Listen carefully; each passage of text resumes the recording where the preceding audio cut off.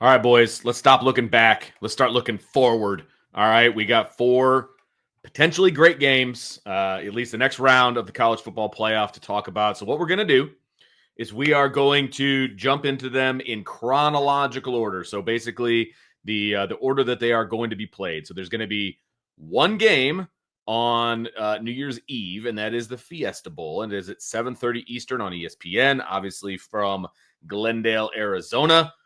Penn State is a favorite, a double-digit favorite. They are favored by 11. This is the first ever matchup between the Nittany Lions and the Broncos of Boise State. So, Brian, I'm going to let you kick this one off. Penn State, give us kind of how they got here. Give us a little bit of a rundown on the Nittany Lions. I got to say, fellas, to start off with, I have not been a believer in this Penn State team all year.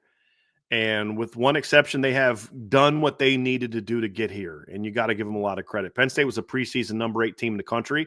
I was not as high on this Penn State team for a host of reasons. I thought that they might have a chance. I love their offensive coordinator hire and Andy. I say it 2 weeks in a row. I've got the name right. Andy Kotelnicki.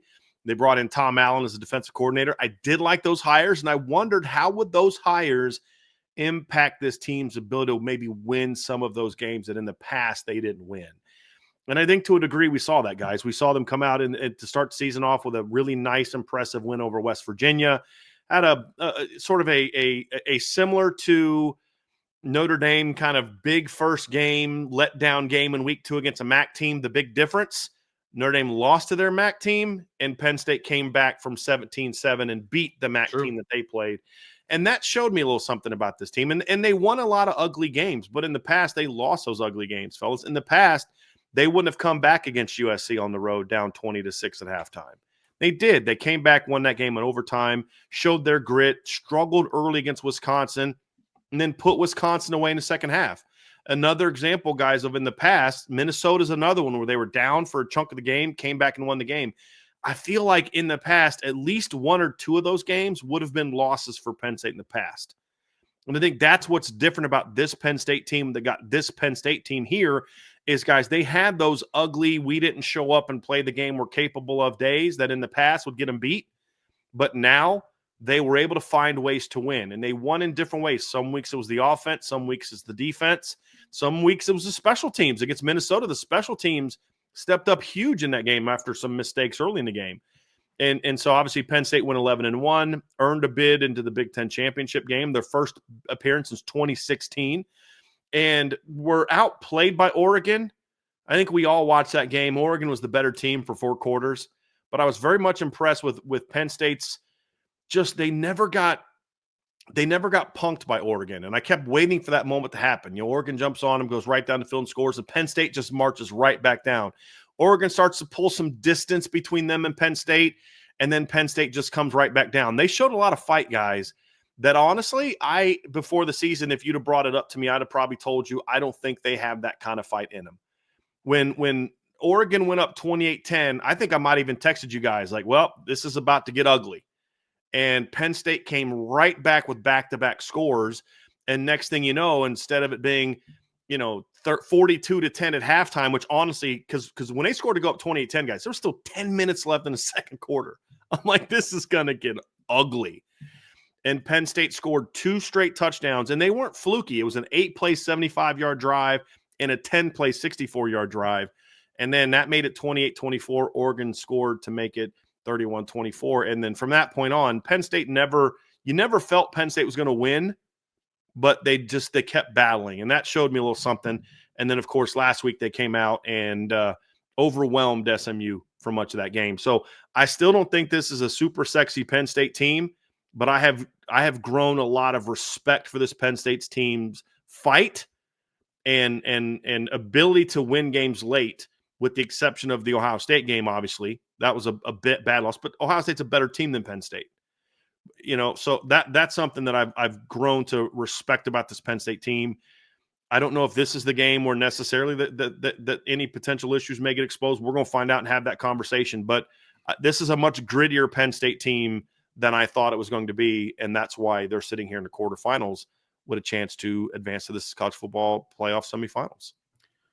Trevor, give us the rundown on the Broncos from the blue turf to Boise State. Yeah, man. Boise State's been one of the more fun teams to watch this season. You know, they went undefeated in their conference and they avoided a lot of the disaster that other teams at the top of their conference down the home stretch of the season couldn't avoid, right? Like you look at Miami, like I had brought up before, was almost a shoo-in for the ACC conference championship game. And, you know, a loss late to Georgia Tech kind of sealed the deal for them. Same thing with BYU.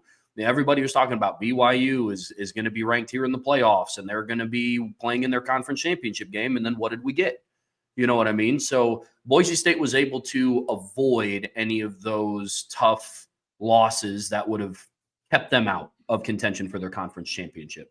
So they did lose their second game of the season, but it was out of conference and it was against Oregon, the only undefeated team going into the playoffs. They played in Oregon and they lost 37-34. And that was kind of the game that started turning some heads a little bit for Boise State. They're like, okay, I mean, was this a fluky game for Penn State or, you know, is this Boise team legit? Oh, and also they have a pretty good dude at running back named Ashton Jeanty, right? So, I mean, throughout the season, they beat UNLV twice, right? Once in the regular season, 29-24, and then once in the conference championship, 21-7. Yeah, key victories for them. They beat Washington State 45-24. And then, like I said, UNLV twice. So Boise State went on a really impressive run. And after losing in week 2, much like Notre Dame, they went on a super long win streak. And it was at the heels of Ashton Jeanty, who I personally believe should have won the Heisman Trophy. That's a different conversation for a different show. But Ashton Jeanty's been a dude this season. And anybody who pays attention to college football knows who I'm talking about, right? I mean, he was 3 yards short of 2,500 rushing yards. He had 29 rushing touchdowns and averaged 7.3 yards per carry. So this kid was on an absolute tear. But I will say defensively, it's a little interesting for Boise State. Like I think when you watch them, their defense looks better than what some of the stats may indicate. You know, they rank 33rd in the country in points per game. You know, they've beaten a lot of teams by a big margin. You know, they've dropped 50 a couple times this season. They scored over 40 points a handful of times. They scored over 30 points 8 times. You know, in some of those games, though, they are giving up like 21. Like I think in the game where they scored like 60, they gave up like 34 or something like that. So they rank 33rd in scoring defense. They give up 21.6 points per game. They do rank 61st in total yards allowed in a game. So all these things just kind of fuel into what's going to make this matchup with Penn State more interesting. You know, their rush defense is better than their pass defense. Their rush defense is ranked number 22nd in the country. Their pass defense is ranked 108th in the country. So from a matchup perspective, it's going to be interesting, but Boise State is one of those teams that 100% belongs where they are because they earned it in the regular season. Teams don't go 12-1 and lose to Oregon by 3 points on the road if it's fluky. Right. I mean, they went and they beat UNLV in a rematch, which is a really hard thing to do. And they beat them more convincingly the second time than they did the first time that they played them, in my opinion. So Boise State's been a really fun team to watch this season. There's a lot to talk about with this matchup, but I think it's going to be a lot closer than what the spread's going to indicate. I want to point something out here real quick. Trev, the point you made is a good one. I want to point something out that Boise State never trailed Oregon by more than 7 points in that game. They had a lead at halftime and they had a lead in the fourth quarter. Whereas Penn State, I don't believe, was ever closer than a touchdown after the first quarter. If I'm correct on that, right? It was first quarter was 14-10 Oregon. They went up 21-10, 28-10. Then it was 11. Then it was 4. So it was 4. In the second half, it was 14-8, 15-8 in the second half of that game. So Boise actually played Oregon more competitively than Penn State did, and Oregon won on a walk-off 0 seconds left in the game field goal. So I thought that was interesting that there is a common opponent between these two. I believe this is the only playoff game, where there is a common opponent between the two. No, Notre Dame and Georgia is the only other one where there's a common opponent, but this is the only one where there's a common opponent that's also in the playoff, which I find to be very interesting. So that is going to determine the outcome of the game. It's matchups. It's just, It's for people that don't think Boise belongs on this stage. What would they do against other top teams? Well, we've seen them against other top, at least the number one team, and they were as close to beating them as anybody in the country, honestly, because Ohio State didn't lead Oregon late in the game. Boise did, and that's the difference. Yeah, this game has a lot of very interesting matchups, gentlemen, and it does look a little David versus Goliath, right? I mean, 11 points is a big number as far as being a favorite, as far as Vegas is concerned, and all of that. And at least the first time they've ever played, it's a group of 5 versus a power 5. It's all of the storylines that you want to write about, big guy, little guy, the whole thing. When you just sit down and talk about football, all right, the biggest matchup disparity for me is probably Boise State's pass defense. I'm nervous about Boise State's pass defense. Every category that there is for pass defense is in the triple digits. And I'm not saying that Penn State is this juggernaut passing team because they want to run the ball first. I mean, they do. Drew Aller is not a pushover. He can throw the ball when he needs to. And that is going to be a very appetizing thing for Penn State's offense, looking across the way and seeing a bunch of triple digit, ranks and against a group of 5 schedule as well. Right. So to me, that's the big disparity. And I think that is where, like, if Penn State can take advantage of that, then this game may not be all that close. Couple things on that. If you're Boise State, the 2 teams you want based on your matchups is Penn State or Notre Dame in the second round in the quarterfinals, because those are the 2 teams that are probably the least dynamic throwing teams. Sure. Right? Yep. Now, Penn State is a very efficient passing team, and that's what they've done. And again, we know Drew Aller, all the heat he gets for what he is. Reality is Penn State's 8th in college football in passer rating. And Washington State, Oregon, Colorado, Ohio State, Miami, Ole Miss, and Indiana are ahead of them. Right? I mean, that's it. Drew Aller's not a sexy quarterback, as we talk about all the time. He's not a guy that's just going to go out there and just, look like the next, Peyton Manning. He gets the job done, though. Yeah. I mean, this is a kid that this season had some big struggles against USC early, had a couple bad picks, and then puts that team on his shoulders in the second half and just rips USC apart. He does what he's asked to do. He does his job, and he made some money throws in the Big Ten title game. Yeah, it really comes down to it. But if you're Boise, this is the kind of the matchup you want. And I know that they've given up a lot of yards this year passing, but part of that is because of their schedule and the fact that they've had some blowout wins. So, like, they gave up 372 passing yards to Hawaii. I mean, to Utah State. Well, they won that game 62-30. So they were up big in that game, and they had some big plays. If you watch the game, that's some big plays late. You look at San Jose State, threw for 446 yards on them.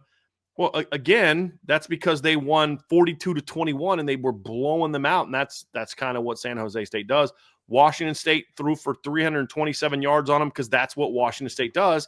In a game, they won by 3 touchdowns. So these games, they're giving up a lot of yards, are games where, teams are throwing a lot because they're up big. Georgia Southern threw for 322 in a game that Boise won by 11. It wasn't that close. But they threw 50 passes, only 6.4 yards per attempt. Against UNLV, they held UNLV to 110 passing yards and 3.9 yards per attempt in the title game. They held them to 179 yards earlier in the season in the win at UNLV. Like, this is a not a great pass defense, but it's not a terrible pass defense either. I think part of the numbers are a result of the fact that they've just had so big leads and teams are kind of forced to throw the football on them. But at the end of the day, they're going to have to make some plays there, and it's going to really come down to their ability to get pressure on the quarterback. Can they pressure Drew Aller? That's going to be a big question, because this is a team that does get good pressure on the quarterback, guys. This is a team with 51 sacks in the season. They had 4 sacks against Oregon. If they can register 4 sacks in this game, they might have a shot, because I don't care how good I could spin it, guys, about how their pass defense isn't as bad, and that's true. But they still don't have anybody on that defense that matches up against Tyler Warren. So schematically, what are they going to be able to do to keep him out of the game? And then here's the other kind of secret weapon that Penn State has in their pass game If you do a lot to take out Tyler Warren, next thing you know, they're slipping Nicholas Singleton out of the backfield and getting him in space, and that's what makes them dangerous. So they're a lot like Notre Dame in that they're not going to put up these monster passing numbers, usually Penn State, but they're super efficient. They make the plays that they need to, and they know how to get isolations of their best players. They do I don't know that there's a better OC in the country that has one legitimate passing weapon, but does a better job of finding ways to get him in great matchups to where, because of how much they move Tyler Warren around, it's almost impossible as a defense to say, hey, we're just going to double team him because they move him so much. You never know where he's going to be, and he hardly ever ends up where he starts. And I think they do a good job of that, and Boise's going to have a plan for that. If they can force some early incompletions, get them into some 3rd and longs, that's where you slow them down. And actually, SMU did a pretty decent job of that early against Penn State. I mean, their 14-0 lead was because of they had 2 pick sixes. Like, SMU was moving the ball a little bit on them, and Penn State didn't do a whole lot on offense early in that game. If Boise can avoid those big mistakes, then I think they have a shot to at least keep this game close. But then on the other side, Trev, the key for Boise is, guys, you're just not going to run Ashton Jeanty down their throat for 4 quarters. You're going to have to step up, and somebody else is going to have to make plays. And it comes down to it. I just don't know that Maddox Madsen is the quarterback in a game like this to make the plays necessary to keep Penn State honest and keep them from just saying, hey, everybody stop Jeanty. That's the key. Stop him, and they're done. And that's basically the game plan. No one's been able to do it yet, but they haven't played a run defense like Penn State yet either. And that's going to be the key. Maddox Madsen is going to absolutely be 100% the key to this game, fellas. If he can make some plays early with his arm and his legs, which he did against UNLV in the title game, that's what gives them a chance to stay in this football game. Because I do believe, Trev, I'm not sure if you agree with this, if it's a 4-quarter game, I think Boise has a shot. The thing I'd be worried about as a Boise fan is Penn State jumping on you early, and now you got to play catch up. That would be my big concern in this game. Yeah, I mean, if you're Boise State, weather the storm early. I mean, Penn State's going to come out fired up. Not that Boise State won't, but Penn State is used to playing this level of opponent, right? Like Penn State this season has played Ohio State. They played Illinois earlier in the season when they were ranked. They played Oregon this year in the Big Ten title game. They just did what they did to SMU. And Boise State hasn't played a football game since they beat UNLV, right? So it's going to be interesting to see how that comes out. If UNLV can weather the storm early and keep it to where they don't have to totally abandon the run game, because I agree with you. I don't know if Maddox is the type of player that can put the team on his back and consistently make plays for 4 quarters to keep them within striking distance. You look at his performances against UNLV, right? He did enough. Like in key moments, he made some big throws. UNLV's defense is put together a little bit differently than Penn State's defense, right? They don't have Abdul Carter coming off of the end at you out there in Las Vegas. So that's going to be interesting. For me, the key is, and you see it all the time, is when inexperienced offensive coordinators in big games like this. Now, luckily for them, their offensive coordinator is one of their former head coaches, like the head coach that kind of put Boise State on the map. So he has experience in big games, but there is a tendency sometimes to go away from the run the second that you get down, remotely anywhere close to like a big deficit. So don't completely take Ashton Jeanty out of the game because he is your best offensive weapon. I think they're going to have to get creative with how they use him because it's no secret what they're going to do. You know what I mean? They're lining up and running this kid 30 times a game, minimum. And I feel like, Vince, that the game plan for Boise up front is similar to the one that Notre Dame has. You don't have to dominate Penn State's front. You don't. Jeanty's the kind of back, and honestly, the 2 best backs I've seen at this all season, actually the 3, 2 of them are at Notre Dame and 1 of them at Boise, where it doesn't require dominant blocking. Like you don't need 2012 Stanford O-line for Jeanty to go off. He's not going off because their offensive line is phenomenal. It's a good offensive line. You don't put up the numbers he's had in spite of the offensive line, right? But this isn't like 2017 Notre Dame offensive line. It's just get a body on a body. And can they do that enough to let him rip off a couple big runs early? Because that's the other thing, too, is we talk about the pass game's got to take some pressure off. But if he is able to get a couple gash runs early, some way, somehow, with some different things, like If I'm Boise, I'm coming out early. I'm shifting over double tights, motioning across. I'm doing things to kind of get Penn State moving, just saying, hey, we just got to catch one. We got to catch them on one, and then that kind of loosens things up. Sure. That's going to be an interesting matchup too, because this is a pretty good Penn State defensive line. But there have been a couple games this season, like Minnesota early in that game was kind of gashing them a little bit, right? And Minnesota does not run the ball well. There have been some games, like I thought the Penn State defense did a pretty good job early against Ohio State's run game, but then just could not get off the field when everybody in the stadium knew what was coming late in the game. This hasn't always been the best rush defense in the country. I mean, their numbers are good, guys, but there have definitely been some moments this year where Penn State's rush defense looked a little vulnerable. Ohio State late, USC early, Minnesota early, Oregon pretty much the whole game. Like, there's some games they look great, some games that they look vulnerable, and I'm very curious if Boise can take advantage of that and hit some gash plays. That's what Boise needs to do. Now, for Penn State, it's if you dominate first and second down, this game won't be close. It won't, because if they get into third and longs, Boise's toast. Agreed. They're toast. Yeah. They're going to have to be great on first and second down to have a shot in this football game. And that's what Boise's been good at all year, Trev. I mean, the games like against UNLV, they weren't Boise lighting the world on fire with 40 points a game. They scored in the 20s, I think, both games. But they grinded UNLV down. They were good on first and second down. You know, Jeanty wasn't ripping them up the first game, but he was getting 4, he was getting 6, he was getting 5, and that allowed them to keep moving the chains. And then eventually he breaks one. Like second game, too, it's 14-0 with like 30 seconds left in the half. Jeanty had, he was pounding him. He wasn't ripping him up. He didn't have any. And then all of a sudden, boom, 70, touchdown, 21-0 ball game. Like, that's the thing is as we said, guys, if Boise could just keep it close early, eventually Jeanty's going to break one. You hope that happens when it's 17-10 or 17-7 and not 27-7 or 27-3. Yeah. That's what you have to hope for. So the defense is going to have to make some big stops. I do think this is a scrappy Boise State defense. They just have to limit the big plays in the passing game, as we talked about early. It's going to be a fun matchup. Yep.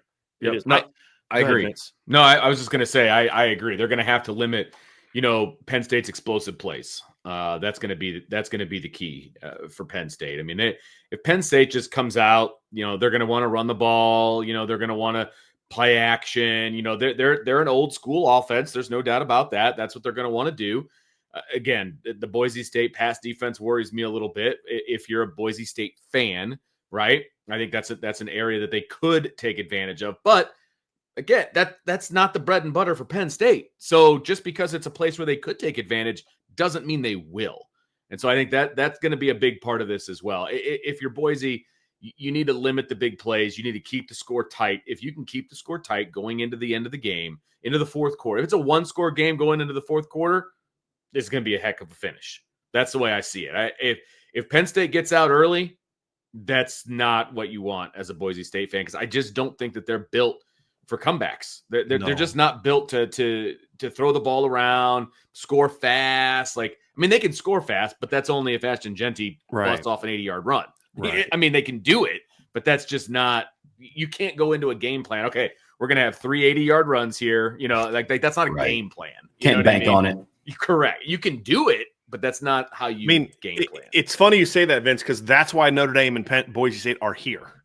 Right. That's true. It's because of that. But again, Mike Denbrock doesn't go into game saying, okay, if we get back to put our own 2, we're going to run outside zone and it's going to go for 98. Right. Like, we got them right where we want them. Right. You know what I mean? Like to your point, that's not it. The thing that's concerning for Boise too is Penn State's biggest vulnerability, and we talked about this when we previewed the Big Ten title game. If you've got athletes on the perimeter, you can give them a lot of problems. A lot of problems. This is not your typical Penn State secondary. Problem is Boise just doesn't have that type of athlete. Really, Cameron Camper's a good football player, man. He is a good football player, but is he a guy that's going to put the fear of God into the Penn State secondary? No, he's not. You talk about what Tez Johnson and Evan Stewart and those kind of guys. He just doesn't. But if Boise is able to stay in this game or pull off the upset, because I think all 4 underdogs are capable of pulling off upsets, even the 2 big double-digit dogs. I do think they're capable of it. Now, they need a lot of things to go right to win this game, but for Boise, what's got to go right is you've got to force some turnovers from the Penn State offense. And Penn State this year, guys, has not been a team that turns the ball over a whole lot, right? And Boise State's not a team that forces the ball to be turned over a whole lot. But there have been times when Penn State has been careless with the football. You think to the Oregon game, you think to the USC game, but they just don't beat themselves a lot. And that's the thing that could help Boise. I just don't know if they can do that. But then the other one is you've got to hit some big plays early in the pass games we talked about. Some well-designed first down, move the chains, but also some shots. If they can somehow get the ball over top a couple times early on Penn State, maybe that's enough to loosen them up to allow Jeanty to then rip off some big runs. I think those are going to be some keys to Penn State. And if for Boise, if you're Penn State, it's quite the opposite. Mm-hmm. Shut them down on early downs, put them in situations where they have to throw the football. And on the other side of the ball, you got to protect the football. Don't put your defense in any bad spots against Boise State, right? You can't do that. And then Drew Allard, dude, just be what you've been all year. You don't got to be Superman in this game. Just be what you've been all year. Get the ball where it's supposed to go to, hit a couple third downs, scramble a couple times, which he's actually pretty good at. If you lose contain on your pass rush lanes, he'll step in and move the chains with his legs. Mm-hmm. Just be what you've been all year. Don't try to go out there and win this football game with some big-time throws into tight coverage. Don't do that. Just do what you've been doing all year. Manage the offense. Don't put your defense in a bad spot. And when those opportunities come, let Nick Singleton and Keytron Allen and Tyler Warren do their thing. And he's been great at that all year. They're going to need him to be that again against Boise. All right, Brian. Prediction time for this game. We'll go you, we'll go Trev, then we'll go me. All right, so give us your prediction for this game. I'm going Penn State 27, Boise State 17. I think it's going to be a closer game than that, but I think it's a game where Penn State is always in control, and it's, they're up by 10 to 14, then Boise scores to make it, and then Penn State kicks a field goal up by 7. Boise kicks a field goal to make it 4 again. Then Penn State scores again. I think it's one of those games where it's 24-17 and Penn State kicks a field goal to ice it at the end, or it's 20-17. Boise had just scored to make it 20-17 and Penn State goes right back down and puts the game away. That type of game, 27-17. I could see Penn State blowing Boise out. I just don't think that's going to happen. I think Boise is a good football team. I just don't think they have enough firepower against an opponent like this in the pass game to protect Ashton Jeanty enough. But I do think he'll get his early, and it's just going to not be quite enough. They're going to need more of a team effort than him to be Hercules today. They're going to need more against Penn State, and I don't think they're going to have quite enough. So I'm going Penn State 27, Boise 17. All right, Trev, what do you got? I have Penn State winning as well, but I have it being close and the game playing out a little different. I have Penn State winning 21-17. So in Penn State's best games where they've started out, right? Like in their big moments, they've relied on the defense to step up in big ways, right? They have, that pick 6 early against Will Howard against Ohio State. And then against SMU, Kevin Jennings was just going nuts, not in a good way. But Penn State's offense wasn't able to do anything off of that. Their defense was starting to carry him a little bit. And Maddox Madison, I don't know if he is, as much of a game wrecker as what Boise State might need him to be in this game. But if there is one thing I do know about him is he takes care of the football. And I don't know if this is going to be a moment where Penn State can kind of get their night started with a big turnover. They weren't able to against Oregon, and they were never really able to pull in that close.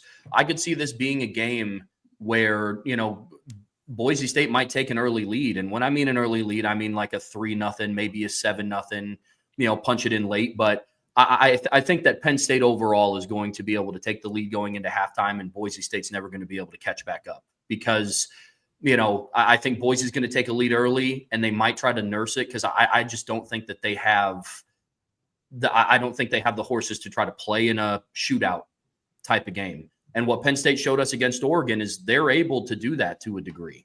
We were talking about the Penn State Oregon game, and we were like, hey, if this turns into a shootout, this might get real ugly. Didn't have it on my bingo card that Penn State was going to drop 37, right? So I do have it being closer. I think Boise State covers the spread because I think part of what Vegas is doing is kind of covering their tracks for what happened in the first round, if I'm just being 100% honest with you, because it's no mystery that, Boise State and Arizona State are double-digit dogs while, Oregon and like Notre Dame are within like a field goal You know what I mean? So I'm going to still take Penn State in this one just because I think they have the better horses, the bigger horses, the more experience. But Boise State's going to make this competitive. What say you, Vince? Well, I tell you what, listening to you guys, it's always nice to listen to you guys break a game down and go after it. And you guys have brought up some very interesting points and ones that I don't disagree with. Vince. You're welcome. And just putting a little shine on the boss. It never hurts anything. No, just kidding. No, listen, this game, I think it is. I still have no faith in Penn State's head coach. He's had 2 good games in a row. I feel like it's like throwing the ball in the roulette wheel. Like eventually this is coming to an end. Like that's how I feel about this whole thing. But I just don't think it's going to come to an end in this game. These type of games he's won, beating Memphis in the Cotton Bowl. That's exactly right. Like he can't screw this up. Like I don't see him messing this game up. I just don't. Now if he does, Penn State fans are super pissed right now because he's like, "You jinxed us. You jinxed us." Now here's the other thing, right? If he does screw it up, this is not going to be the surprise look. You know what I'm saying? But I don't feel like he will. He's got more talent. They should win this game. They should win this game. I do think they jump out to a bit of an early lead, and I think they have control of this game pretty much, for the duration. Boise State will look good here and there. I think Jeanty's still going to get his, as they say, as the kids like to say. I think he'll bust out a long run. But I just don't see Boise State scoring more than 2 touchdowns in this game. So I have 27-14. So I'm kind of in the same neighborhood as you, Brian. You've got Boise scoring a field goal in there. So I've got Penn State winning 27-14, and they're in control throughout. That's how I see it playing out. So 27-14 is mine. So we all have Penn State, but a little bit of a variation on how they get there. Let's